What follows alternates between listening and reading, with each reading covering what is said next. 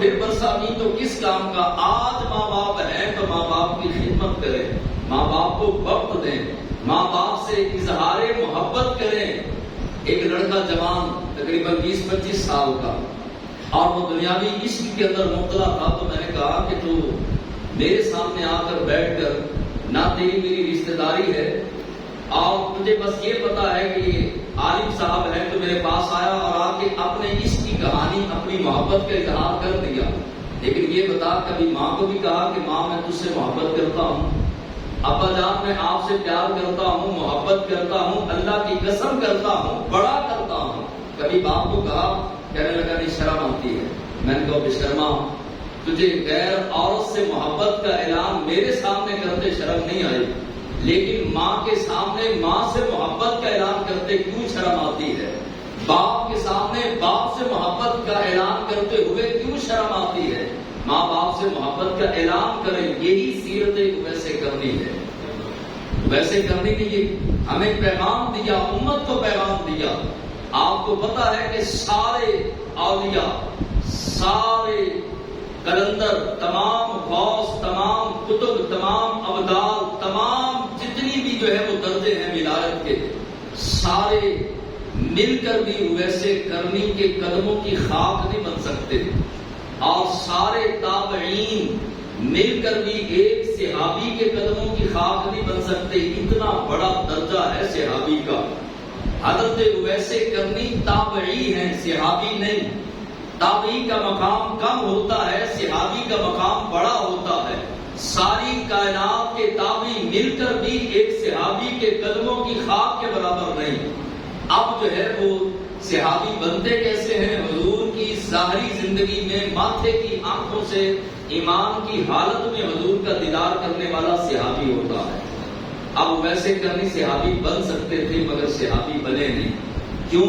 ایک مرتبہ مدینے جانے کا موقع ملا، ماں نے کہا کہ بیٹے جانا اور جا کر اگر حضور گھر موجود ہوئے تو مل آنا، اگر موجود نہ ہوئے تو انتظار نہ کرنا، میں یہاں اکیلی ہوں، نبینا ہوں، کھانے اور پینے کا بندوبست جو ہے وہ تو نے کرنا ہے، استنجا اور وضو کا بندوبست تو نے کرنا ہے، پلٹ آنا، لوٹ آنا، رکنا نہیں، انتظار نہیں کرنا۔ حضرت ویسے کرنی مدینے پہنچے، جا کے کنڈا کھڑکایا، آنسو بہاتے ہوئے، اور جو ہے وہ جب مدینے کی سرزمین میں آئے تو کوہنیوں کے بل چلنا شروع ہو گئے۔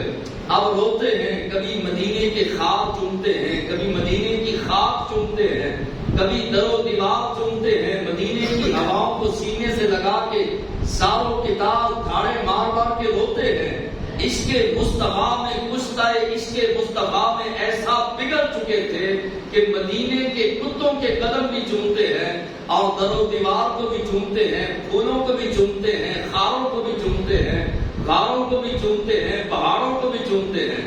حضور کے در دولت پر آئے، کنڈا کھڑکایا، اندر سے آواز آئی کہ حضور گھر موجود نہیں ہے، حضور تشریف لے جا چکے ہیں کسی کام۔ ماں کا حکم تھا لوٹ آنا، انتظار نہ کرنا۔ اب عشق جو ہے وہ رسے ڈال کر، سنگل ڈال کر کہتا ہے کہ آج موقع ملا ہے محبوب کی زیارت کا، جہاں ساری زندگی انتظار کرنا پڑے تو کر، رخ مصطفیٰ دیکھنے کو ملے گا۔ جس کے عشق میں دل رات تڑپتا ہے، پگھلتا ہے، اور آنسو آسمانوں سے برسنے والی بارش کی طرح تیرے آنسو بہتے ہیں، وہ محبوب تھوڑی دیر کے بعد تشریف لے آئیں گے۔ ہو سکتا ہے رات کو آ جائیں، صبح آ جائیں، رک جا، زیارت کر۔ ادھر سے ماں کی جو ہے وہ پکار، اور ماں کا حکم تھا کہ انتظار نہیں کرنا، لوٹ آنا۔ اپنے عشق کو جو ہے وہ اپنے کنٹرول کے اندر کیا اور ماں کے حکم کو مد نظر رکھا، اور فوراً سانس بھی نہیں لیا۔ بیٹھ کر پانی علماء لکھتے ہیں کہ اس قدر گرمی تھی جب ویسے کرنی مدینے آئے، اس قدر گرمی تھی کہ اگر آج کے دور میں گوشت کا لوتھڑا اس وقت کے پہاڑ کے ٹکڑے پہ رکھ دیا جاتا تو گوشت کا لوتھڑا بھی جو ہے وہ پک جاتا، اتنی گرمی تھی۔ ویسے کرنے آئے مدینے میں، پانی بھی نہیں پیا، لوٹ کے واپس چلے گئے، کیونکہ ماں کا حکم تھا پتر انتظار نہیں کرنا، واپس آ جانا۔ اب ایک طرف شرط صحابیت تھا، تھوڑی دیر رک جاتے، ایک آدھا دن رک جاتے تو حضور کی زیارت ہو جاتی، اور سینہ ٹھنڈا ہو جاتا، کلیجہ ٹھنڈا ہو جاتا، صحابی کا تاج پہن لیتے۔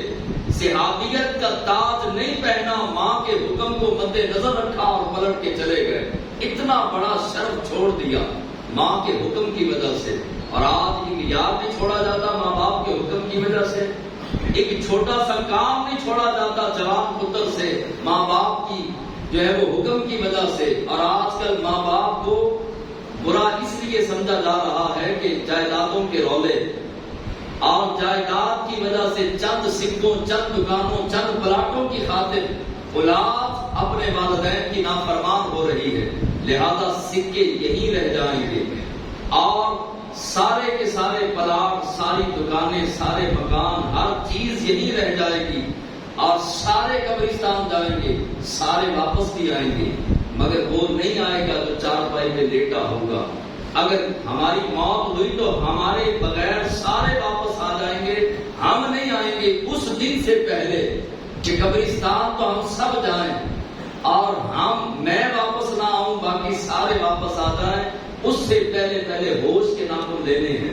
اگر باپ زندہ ہے باپ کی خدمت کریں، اندھے بن جائیں، ہاں شریعت کے دائرے میں رہ کے باپ کو حکم کرے تو وہ عمل کرنا ہے، شریعت کے خلاف حکم کرے تو پھر کوئی حکم پر عمل کرنے کی ضرورت نہیں ہے، کیونکہ حکم اللہ اور اس کے رسول کا بڑا ہے۔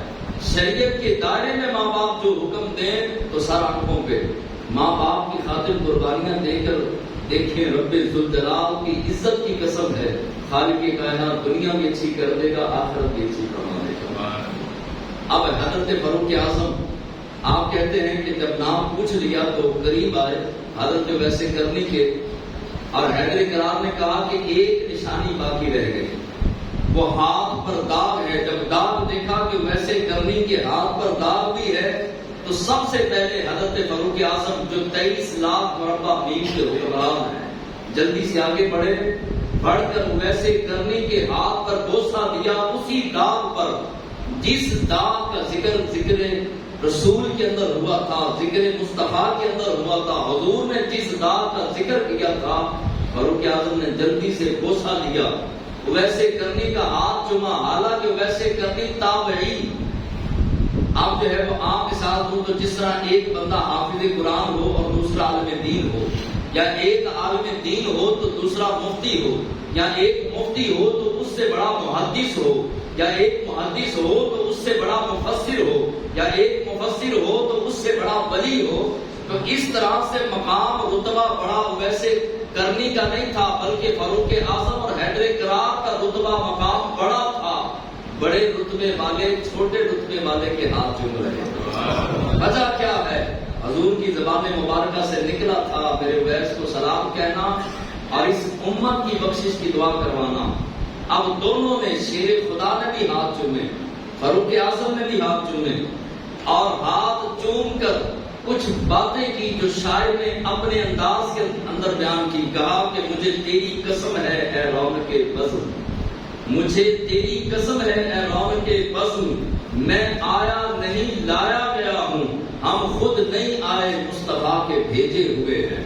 حضرت ویسے کرنی رضی اللہ تعالیٰ عنہ سے فاروق اعظم نے کہا ہم خود نہیں آئے، ہمیں تو مصطفیٰ رحمت نے بھیجا ہے۔ اب ویسے کرنی متوجہ ہوئے، محبوب کا نام آیا تو چونک گئے، جلدی سے سارے کام چھوڑ دیے، قریب آئے، کہا اچھا حضور نے میرا نام لیا، یہ بتاؤ کہ حضور کی زبان مبارکہ سے، حضور کے ہونٹوں سے میرا نام نکلا کیسے تھا؟ میرے آقا نے دیوانہ وار پوچھنے لگے، میرے آقا نے میرا نام لیا، کس طرح نام لیا تھا؟ اب جو ہے وہ اس انداز سے حضور کی باتیں پوچھنے لگے، اور پھر جو ہے وہ اس طرح رونے لگے کہ شاعر کہتا ہے کہ میری داستان حسرت سن سن کے روئے، میری داستان حسرت سن سن کے روئے، میرے آزمانے والے مجھے آزما کے روئے۔ حضور علیہ السلام کے سچے عاشق نے حضور کی باتیں پوچھنا شروع کی تو کہا کہ اچھا تم حضور کی بارگاہ میں ہر وقت رہتے تھے، میں نے تو حضور کو نہیں دیکھا، تم نے دیکھا ہے، یہ بتاؤ کہ حضور علیہ السلام کے مبارک ابرو یہ جدا تھے یا جڑے ہوئے تھے؟ یہ مبارک ابرو مبارک جو ہے وہ آپس میں ملے ہوئے تھے یا جدا جدا تھے؟ حضرت فاروق اعظم نے حضرت شیر خدا کی طرف دیکھا، شیر خدا نے فاروق اعظم کی طرف دیکھا اور کہا کہ ہم نے کبھی آنکھ بھر کے حضور کا چہرہ اس لیے نہیں دیکھا کہ کہیں ہماری آنکھوں کی روشنی نہ چلی جائے، ہمیں تو نہیں پتا اور ہم نے توجہ نہیں کی۔ تو حضرت ویسے کرنی رضی اللہ تعالیٰ عنہ آپ فرماتے ہیں کہ اچھا تم تو لمحہ لمحہ میرے محبوب کی بارگاہ میں رہتے تھے، میں تمہیں بتاتا ہوں حضور کے ابرو کیسے تھے۔ اگر کوئی دور سے دیکھتا تو ملے ہوئے نظر آتے، اگر کوئی قریب سے دیکھتا تو جدا جدا نظر آتا۔